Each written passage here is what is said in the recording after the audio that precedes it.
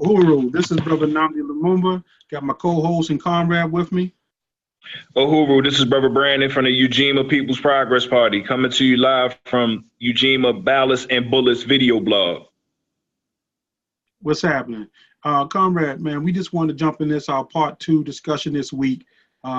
There's something happening in the world, and people should be aware of it. Working class people, black and brown people should be aware of what's going down over in Paris, France. There's some interesting things that are developing out there, and you know, the yellow jackets are out every night for the last several weeks, really demonstrating and fighting the ruling class in France in an interesting struggle. You know what I mean? Interesting struggle. Most folks don't know. Hopefully you're aware of this struggle out there. What started the issue was the issue around the raising of the price of gas. Robert Brown, you want to go into a little detail with that, with the numbers that people might be interested in? Yes, so the raising of oil and gas prices on the France citizens or working class specifically is also juxtaposed to the quality of life of not being able to have a higher wage and income, still having that stagnant wage, not being able to produce that adequate housing, and as well as the quality of life overall. So the amount that I believe that they were looking to up the hikes on the gas is preferably 30% or more. And it's kind of, you know, similar to what's going on in Baltimore as far as the raising of the water prices that they propose for 30% over 3 years, 10% per year. So looking at what's going on there, they're raising the value or the usage of gas and oil and energy by a significant number, while not providing any incentive to be able to raise those livable wage, those incomes, and the quality of life for the people, the working class that are in France specifically, thus leaving the elite and the ruling class to run the stock market and run a gamut on the people. So, which is interesting, and there are obviously elements politically moving to heighten people's consciousness. So yes, people are impacted by the increase in prices, which would impact anybody's life. But being able to have organizations who can get there, help elevate people's political consciousness, give them goals and objectives that are higher than just asking for relief from the gas prices. All of these things are really necessary and important, right, if you're going to move people from one place to the next as far as their political consciousness. And it evolves. That's why you have this high pitch of resistance. Let's talk about what's happening in Baltimore. We got this discussion about to happen in the beginning of the year. They're going to decide to increase the price of water in Baltimore. It's a basic right to have water. It's a utility that you can't live without. But the prices are going to go up over the next 3 years, over 30-something%, right? Each 12% or 11% every year.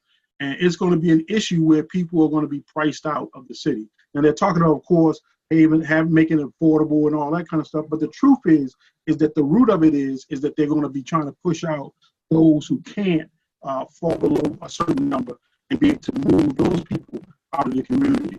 What do you think about the chances of a strong resistance emerging out of something like this? I'm very curious but doubtful, and here's why. My curiosity is trumped by my doubt, simply because when we're speaking about just the dynamics in Baltimore City, the working class and who's be affected, we understand that the majority here are, you know, African American working class black people in Baltimore City, but as well as the children who also have to be involved as well, because we still have working families and poor families who are struggling.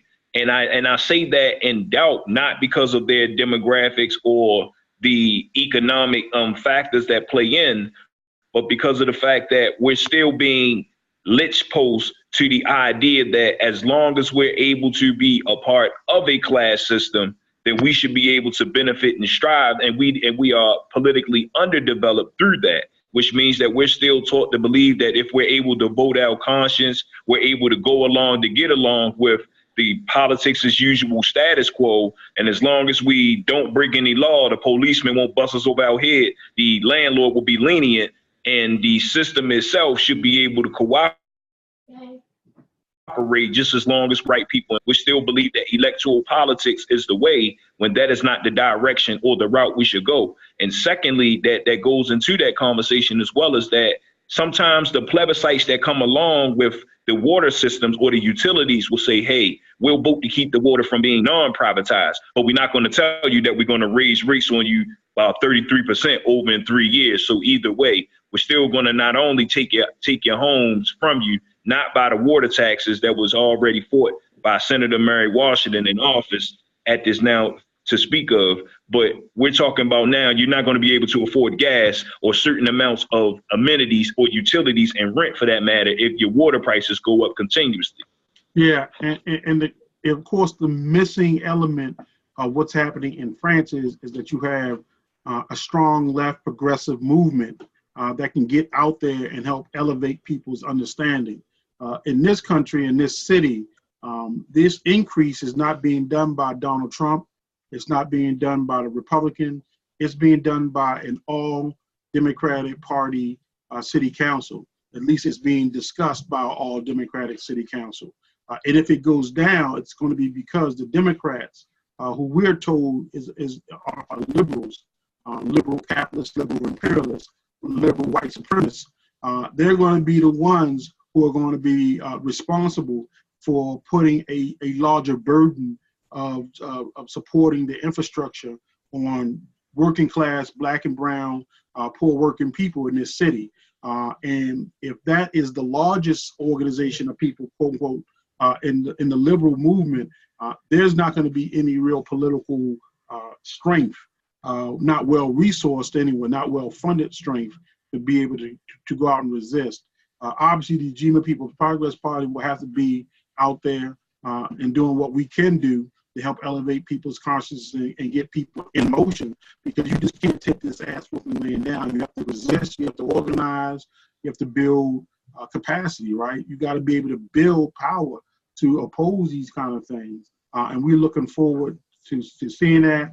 But like you said, there is some skepticism about whether or not there's enough political ability to elevate a struggle against, capital and the ruling class being able to do these things to working class people. You want to say anything, brother, to close us out? Yes, and in addition to that, I mentioned earlier about the working class and working families, which being majority of African people, poor and black specifically, is that the children have to be involved as well. We have to understand that if they can take matters into their own hands to go out and squeegee and go out to contest and rival the conditions of their economic standards produced under a democratic leadership as well, that we have to understand that the independent leadership that is in the community that has a political conscience and a direction have the right, the responsibility, and should be held accountable just as much as those who's creating the problem to be out there and reproduce a part of a solution. Because we can't say that we have the solution. We have a part of a solution that can join up with other forces who are like-minded. So that will be the approach that we will have to take in going forward as well. Yeah, man. So thank you, brother Conrad, man. Hopefully everybody, you got something out of that. If you want to share some thoughts, please hit us up on our page. We look forward to it. We're moving forward. The end of the year, going into 2019 with more strength and building people's power. Uhuru. Uhuru.